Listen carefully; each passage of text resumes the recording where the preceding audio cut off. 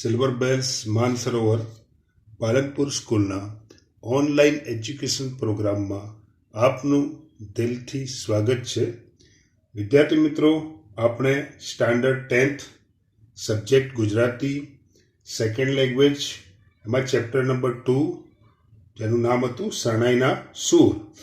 લેખકનું નામ છે ચુનીલાલ કાળીદાસ મડિયા. હવે આપણે પાર્ટ 3 ઉપર આવ્યા હતા. પાર્ટ 1 અને પાર્ટ 2 એ કમ્પ્લીટ થઈ ગયા હતા.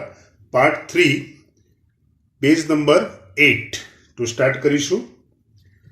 કન્યા પક્ષ તરફથી કારુણ્યની પરાકાષ્ઠા સમૂહ વિદાય ગીત ઉપડ્યું હતું.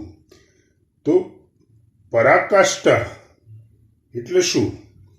તો કારુણ્યની પરાકાષ્ઠા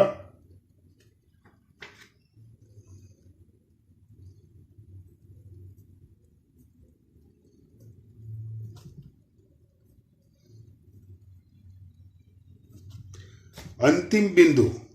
પરાકાષ્ઠા એટલે અંતિમ બિંદુ, ઉચ્ચતમ બિંદુ. તો કન્યા પક્ષ તરફથી કારુણ્યની પરાકાષ્ઠા સમૂહ વિદાય ગીત ઉપડ્યું હતું. તમે આગળ જોયું હતું કે આખી રમજુ મેર જે રીતે શરણાઈ વગાડતો હતો, શરણાઈની અંદર એના દિલનું દર્દ વ્યક્ત થતું હતું. એ પ્રમાણે આખું વાતાવરણ ધીરગંભીર બની ગયું હતું. તો કન્યા પક્ષ તરફથી પણ કરુણતાની પરાકાષ્ઠા સમાન, મતલબ કરુણતાનું ઉચ્ચતમ બિંદુ, અંતિમ બિંદુ અથવા તો ક્લાઇમેક્સ, એ સમાન વિદાય ગીત ઉપડ્યું હતું. એના શબ્દો હતા: દાદાને આંગણે આંબલો, આંબલો ધીર ગંભીર જો, એકરે પાંદડું અમે તોડ્યું, દાદા ગાળમાં દેજો જો, અમેરે લીલુડા વનની ચરકલડી. આનો મતલબ આ એટલું લગ્ન ગીત છે અને વિદાય ગીત. લગ્ન ગીતમાં પણ વિદાય ગીત છે. દાદા તારા આંગણે આંબાનું ઝાડ છે, એ આંબો કેવો છે? ધીર ગંભીર છે.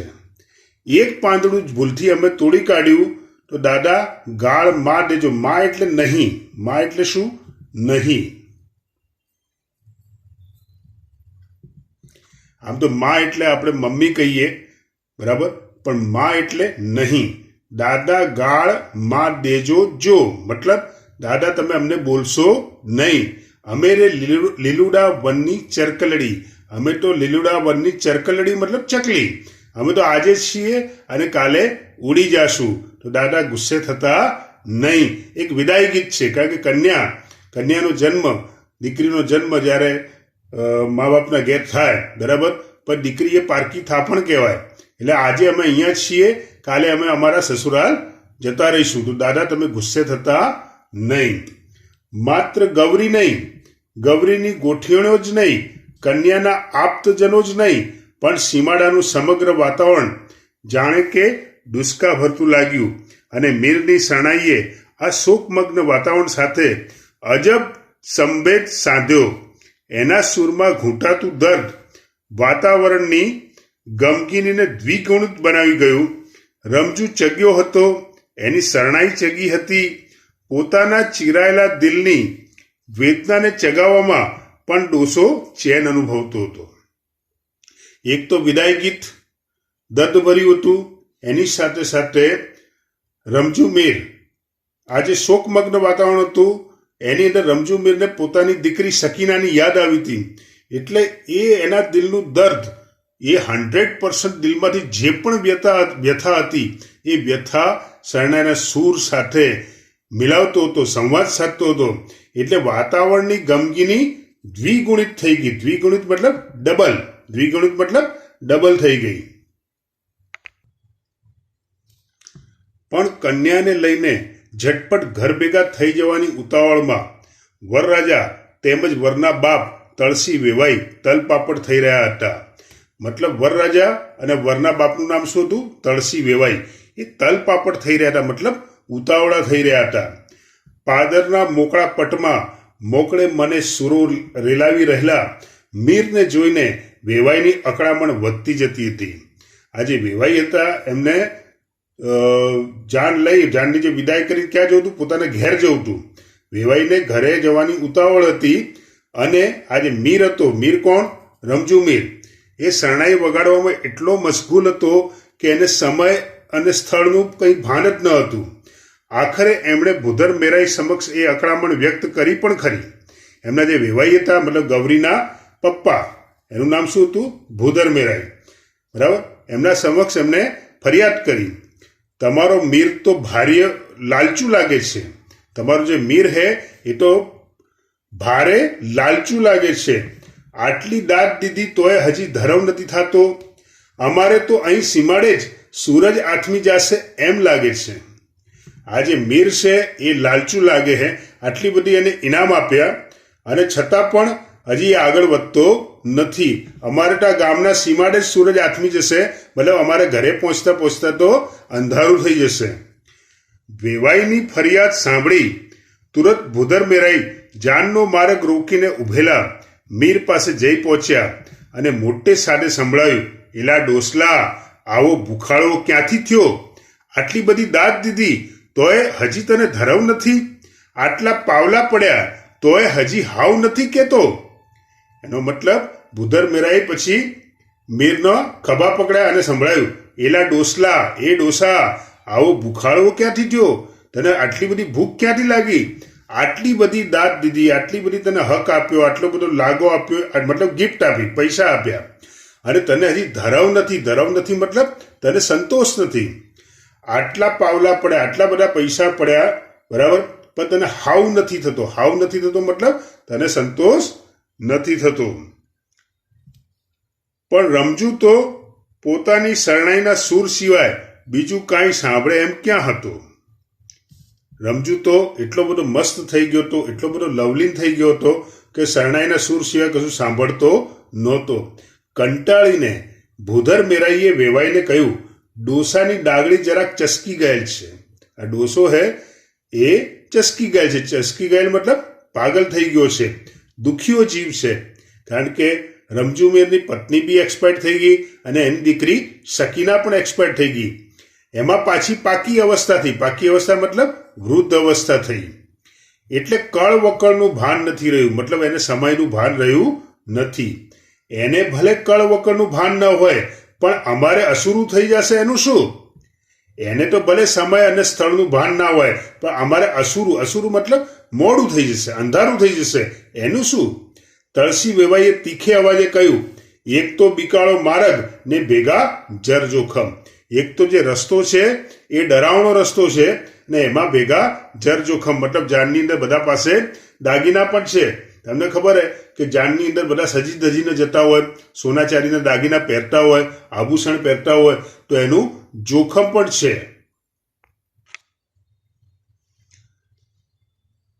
હવે ભૂધર મેરાઈનો મિજાજ હાથથી ગયો. મતલબ ભૂધર મેરાઈ જે હતા, મિજાજ હાથથી ગયો મતલબ ક્રોધથી સળગવા લાગ્યા, મતલબ ગુસ્સે થઈ ગયા.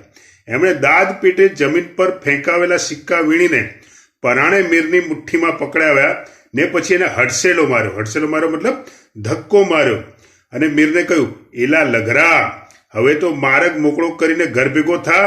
હજી તો તારે કેટલાક રૂપિયા ઉકાવા છે કે પછી મીઠા ઝાડના મૂળ ખાવા છે? બાવા માગણ.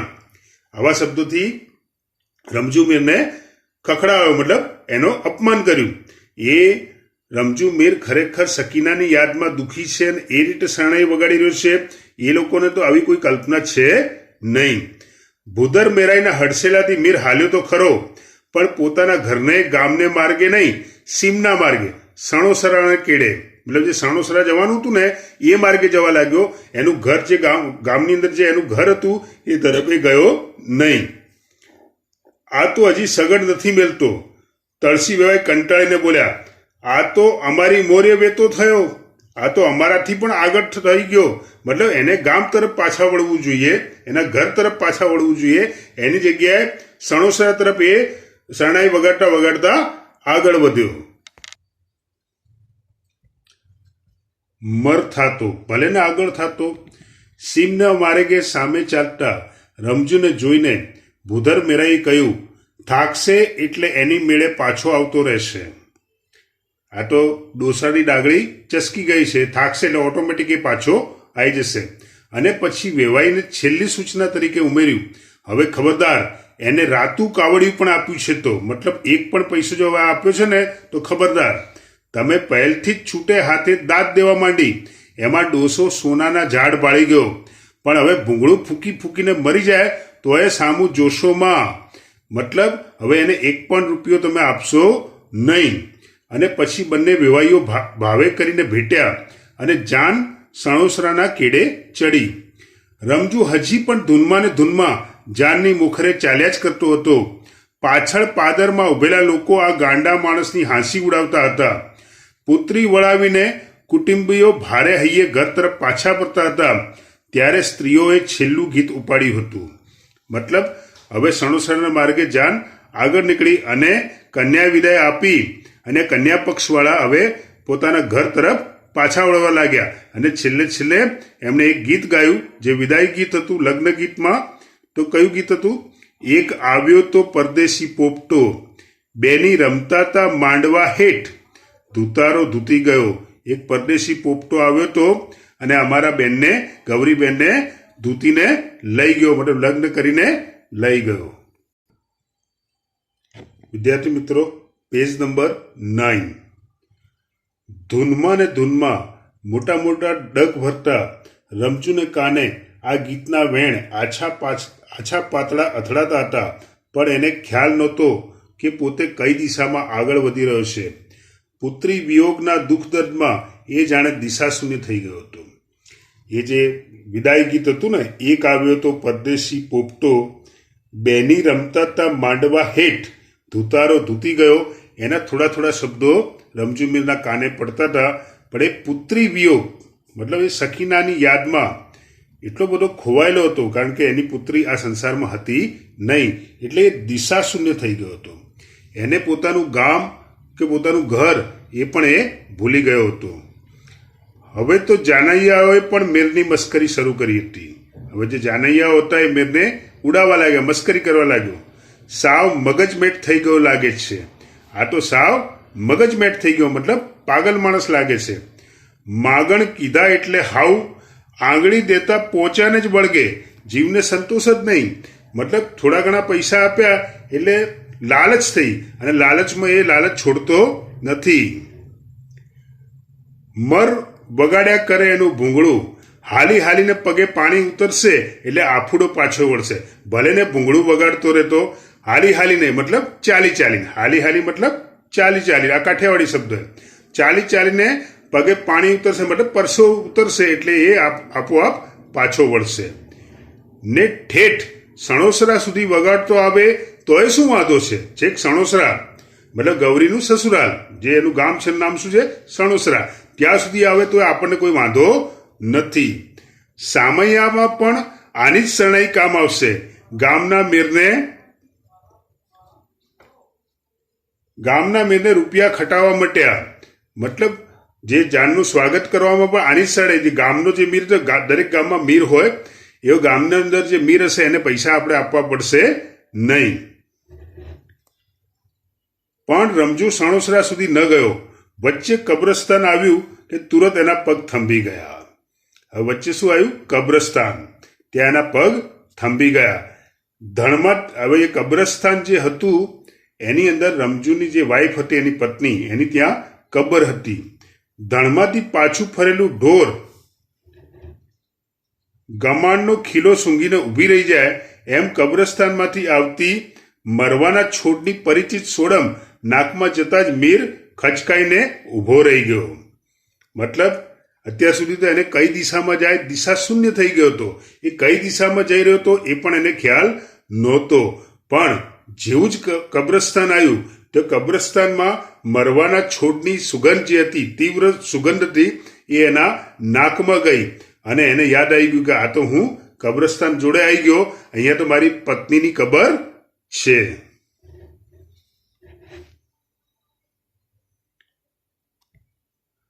પાછળ વરકન્યાને લઈને ગાડું આવતું હતું અને એની પાછળ જુવાન જાનૈયાઓએ ઠીઠિયા ઠોરી સંભળાતી હતી.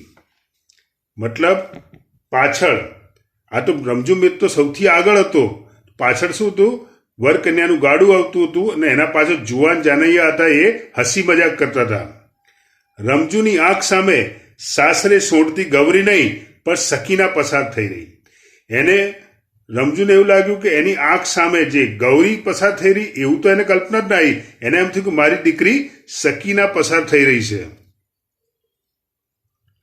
તુરત એનો હાથ ગજવા તરફ વળ્યો. એનો હાથ ગજવા તરફ વળ્યો. પાદરમાં ભૂધર મેરાઈએ ધૂળમાંથી ઉસરડો કરીને પરાણે ગજવામાં નખાવેલા પૈસા હાથ આવ્યા. એણે જોયું તો ગજવાની અંદર પૈસા હતા, કારણ કે ભૂધર મેરાઈ જે પાદર હતું ને ગામના છેડાનું મેદાન, ત્યાં ધૂળમાંથી લઈને પૈસા જે ગજવામાં પરાણે નાખ્યા હતા એ પૈસા એને હાથ આવ્યા. જોયું તો સાચે જ દોથો ભરાય એટલા દાદમાં મળી ચૂક્યા જણાયા. મતલબ ઘણા બધા પૈસા જેને મળ્યા હતા. રાંક રમજુ તો રાજી રાજી થઈ ગયો. રાંક એટલે ગરીબ. રાંક એટલે ગરીબ. રાંક રમજુ તો રાજી રાજી થઈ ગયો. હરખ ભર્યો એ ગાડા નજીક ગયો ને બોલ્યો, લે ગગી, આ કપડાના કરીને આપું છું. ગગી એટલે શું? દીકરી. કાઠિયાવાડમાં ગગો એટલે દીકરો અને ગગી એટલે દીકરી. અને અત્યારે એ જ્યારે પૈસા આપી રહ્યો હે ત્યારે એ પૈસા સકીનાને આપી રહ્યો. એને એમ છે કે મારી દીકરી સકીના જઈ રહી છે, એટલે એને કીધું કે લે ગગી, આ કપડાના કરીને પૈસા આપું છું. હવે આજે રાંક રમજુ, ગરીબ રમજુ, એને પૈસાની તો ખરેખર રિક્વાયરમેન્ટ હતી જ, પણ એને પૈસાની રિક્વાયરમેન્ટને બી સાઈડમાં મૂકી દીધી અને એવું વિચાર્યું કે મારે પૈસા જોઈતા નહીં, પણ આ જે દીકરી વિદાય થઈ રહી છે એ મારી સકીના જ છે એમ સમજીને એને એ બધા પૈસા આપી દીધા. વિચાર કરો, જાનવાળા તો એને લાલચું સમજતા હતા. એને એવું સમજ આ માણસને કે જરા પણ સંતોષ નથી. એની જગ્યાએ આ માણસે બધા જ પૈસા કોને આપી દીધા? ગૌરીને આપી દીધા. અને હજી તો આ રકમનો સ્વીકાર કે અસ્વીકાર થાય એ પહેલા તો ઉત્તરતી સંધ્યાના ઉજાસમાં રમજુ કબ્રસ્તાનમાં દાખલ થઈ ગયો. હજી ગૌરી એ પૈસા સ્વીકારે કે ના સ્વીકારે એ પહેલા તો એ કબ્રસ્તાનમાં દાખલ થઈ ગયો. એની આંખ સામે ગૌરીનું કપડું ને બીજી આંખ સામે સકીનાનું કફન તરવરી રહ્યું. હવે આજે ગૌરીનું કપડું, હવે ગૌરી એ વખતે જે લગ્નની સાડી હોય એ સાડીને પાનેતર કહેવાય. પાનેતર એકદમ શ્રેષ્ઠ કાપડ હોય, જે દીકરી હોય એ પરણતી વખતે પાનેતર પહેરતી હોય. તો એ ગૌરીનું કપડું અને સામે સકીનાનું કફન. કફન સફેદ રંગનું હોય, બરાબર. તો એક બાજુ એનું સકીનાનું કફન યાદ રહી ગયું અને એક બાજુ એને ગૌરીનું કપડું. તો ગૌરીના ચહેરામાં એને એની સકીના દીકરી યાદ આવી રહી છે. આ ચસ્કેલ માણસના આ વિચિત્ર વર્તાવ બદલ જાનૈયાઓ ફરીવાર ચેષ્ટા કરતા આગળ વધ્યા. એ વિચિત્ર વર્તન હતું કે એને પૈસા જે મળ્યા હતા એ પૈસા પણ એને ગૌરીને આપી દીધા. જાનવાળા વિચારવા કે ખરેખર આ માણસ તો પાગલ છે. પણ વિદ્યાર્થી મિત્રો, આ માણસ પાગલ નહોતો. પિતૃ હૃદયની એની વેદના હતી, એને જે સકીનાની યાદ હતી એ યાદના કારણે આવું વર્તન કરતો હતો. દિવસને આથમતે અજવાળે રમજુએ મૃત પત્નીની કબર પાસે બેસીને સરસ સુરાવટ છેડી.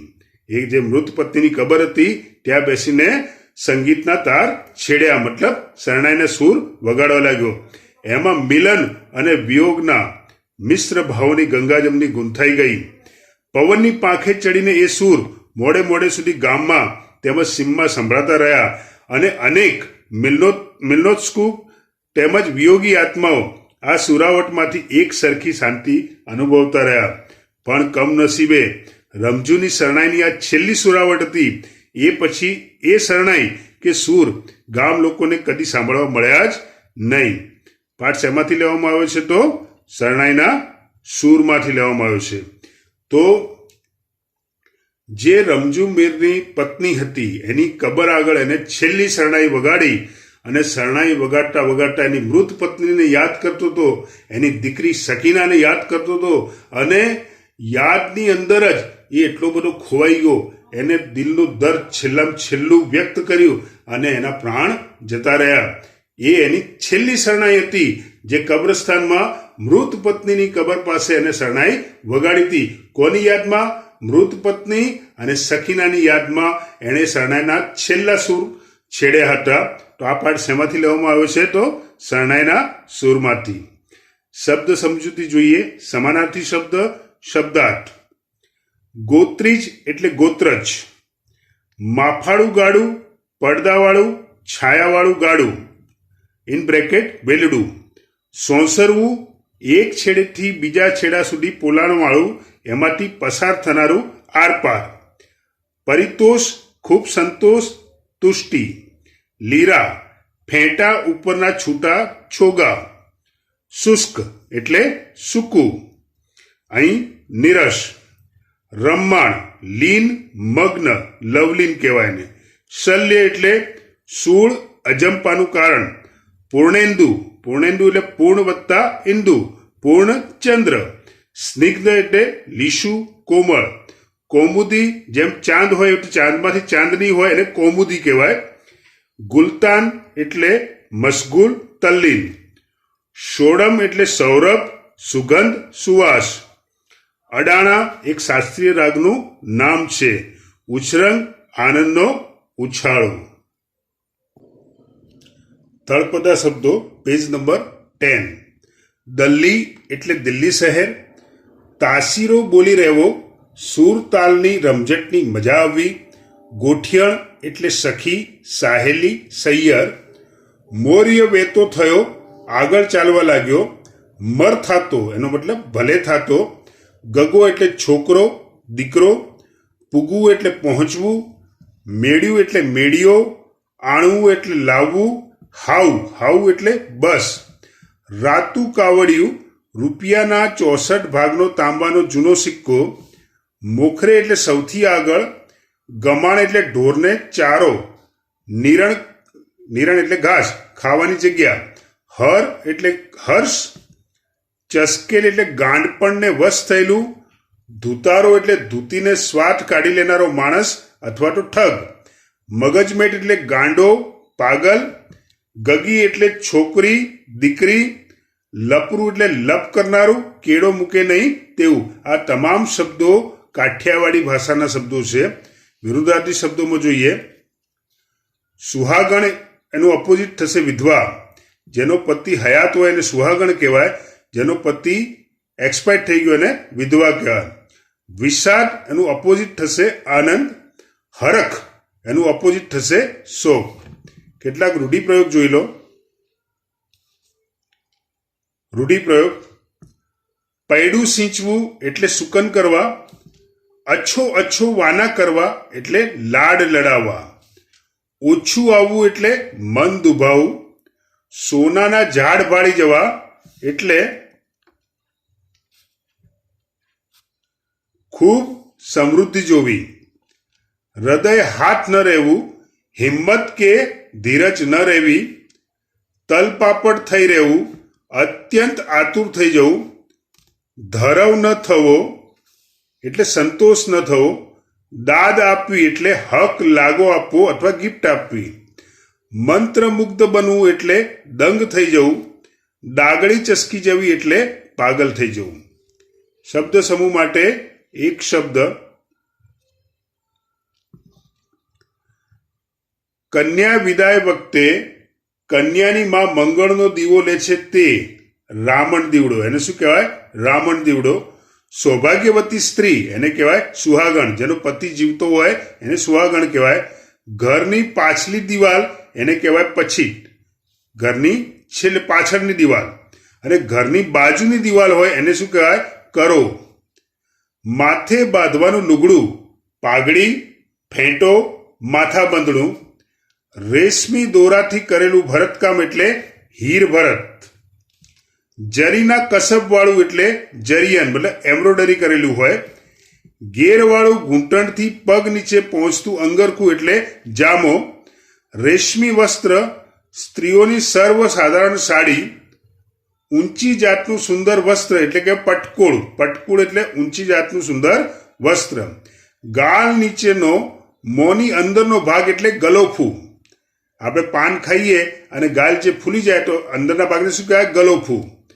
4 આનીનો જૂનો સિક્કો એટલે પાવલી. તમે 25 પૈસા કહીએ અથવા 4 આના કહીએ, એ અત્યારે તો નહીં ચાલતું, મતલબ સરકારે બંધ નથી કર્યા, પણ હાલ લોકો પાસે હોતા નથી, તો એ 4 આના 25 પૈસા.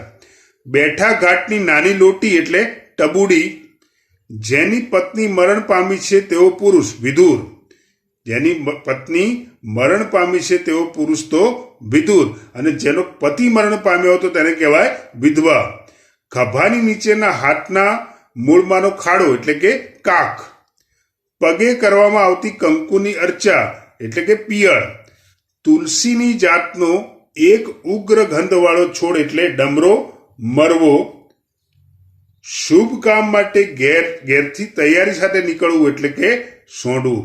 વિદ્યાર્થી મિત્રો, આ શબ્દાર્થ અને સ્વાધ્યાય તમારે હોમવર્કની નોટબુકમાં લખવાનું છે. આ જે પાઠ છે શરણાઈના સૂર, એ પાઠ ખરેખર લાગણીસભર પાઠ છે, ફિલિંગ વાળો પાઠ છે. બોર્ડની અંદર મોસ્ટ આઈએમપી પાઠ છે. આના શબ્દાર્થ તૈયાર કરજો, સારી રીતે વાંચજો.